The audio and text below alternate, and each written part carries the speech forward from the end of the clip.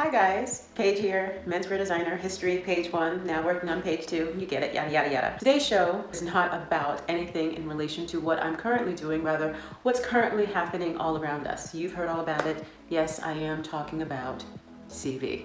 Thank God for those who have not contracted the virus. However, many of us have contracted the stress that's come along with it. I don't wish to actually speak so much about the virus as much as I want to speak about something else going viral. And that is a few ways that might help you cope during this time of isolation, the social distancing, and here they are.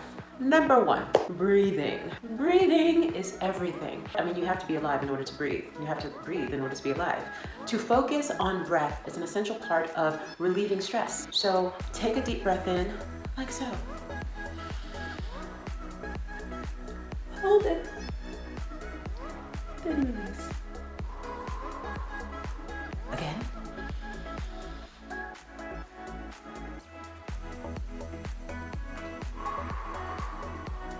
I already feel so much better. I would suggest doing that a count of 6 times. It will guarantee relieve a lot of tension that you may have. Number 2, meditate.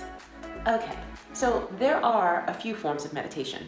Worry is one of them. When you're repeatedly thinking thoughts over and over until they become almost embedded in your brain. Meditate on good things. I know that some people, their form of meditation is basically emptying out the mind and just focusing on the breath, and I suppose that's fine. But others, including myself, tend to meditate by filling our minds with good thoughts, healthy thoughts, things that you are believing for, things that you're hoping for. For instance, if you don't have great health, maybe you didn't get the best doctor's report. In addition to eating right and exercising, take the time to close your eyes and allow good thoughts to come. Think about going to the doctor and getting a good report, him doing your scans and then him looking at your scans and telling you, oh my gosh, everything is all good. Or maybe laughing and dancing as a result of hearing a good report about your health. Maybe you're in debt. What if you got a call or an email that said, hey, your debt has been cleared, all is good, you don't have to worry, fresh new start, no more money needing to be owed. In fact, maybe somebody just transferred you a bunch of money. I don't know, make up your own story, but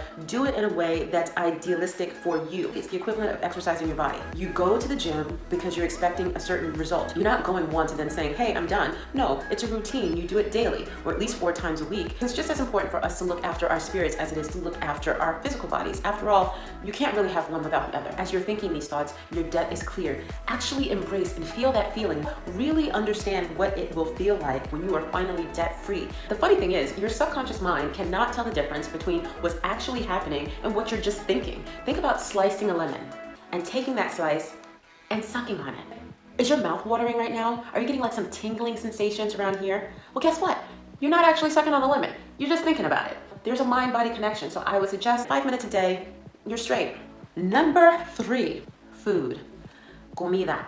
The fuel that feeds the engine. Honestly, what you put in your body will have a direct effect on not only your health, but your mood. How many of us can tell the stories about having eaten something that wasn't really the best idea, but it tastes so good, and then you're all sluggish and tired, and you don't feel like doing anything? I'm actually now a vegan. Before I was a vegan, I remember what it was like to be happy. That, of course, is a joke. I actually changed my eating habits based on a doctor's report. Back in 2015, I was waking up with a lot of pain. It was really excruciating. I mean, I couldn't sleep. It was ridiculous. I don't really like going to doctors or hospital, so I was just trying to just grin and bear it.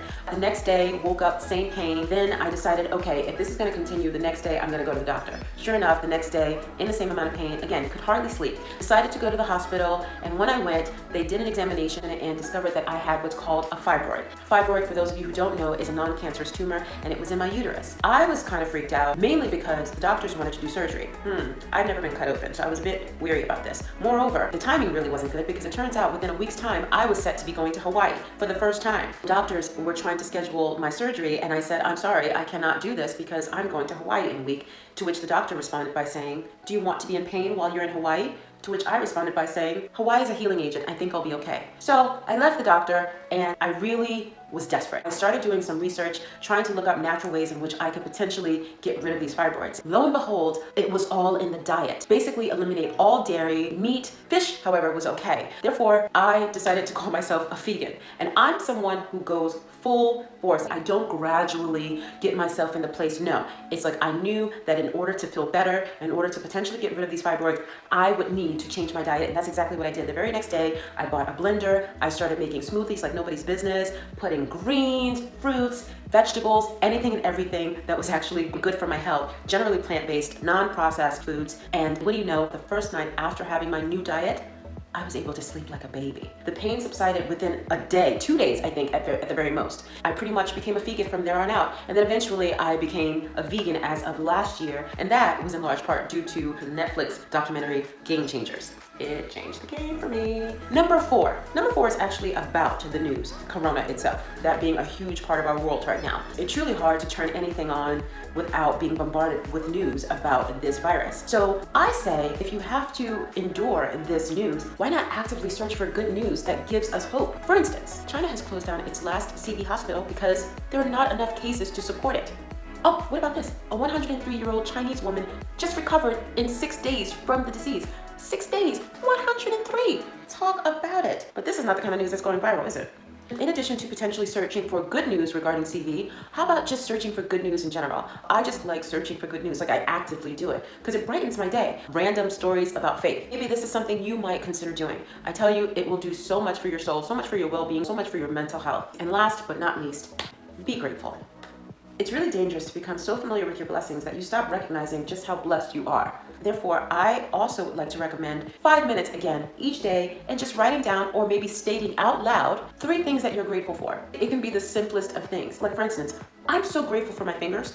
I'm grateful for my legs. I'm grateful for my limbs. I was vacuuming the other day. I had something in my hand, like a cup in my hand, the vacuum in the other hand, and something was on the floor and I was kicking it to the side as I was doing all this. I'm like, look at the talent that I possess. Seriously, it doesn't have to be so deep. Just think, there's people that aren't able to do that. You're blessed. I'm blessed. And sometimes you can make a little game out of it. Maybe get an accountability partner. I have a few of those. One of them is in New York. Shout out to Money Nation. She and I text each other every day, telling each other what we're grateful for. And it's so much fun to wake up and expect good news, something that can easily be put into practice. Overall, those are my 5 tips and suggestions on how to cope with this time that we're living in. But outside of this whole Corona thing, it's something that should actually be put into practice. Just like, again, physically exercising, you do it every day because you're expecting a certain results. If you put these types of things into practice every day, actively doing it, it will get easier and it will be fun, honestly. And you will see the results, I promise, in the way you think, in the way you speak, in the way you even walk.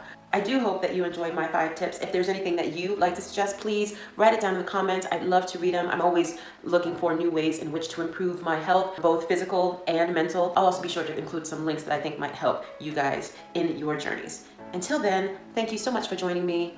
Merry Christmas and all that good stuff. Bye, guys.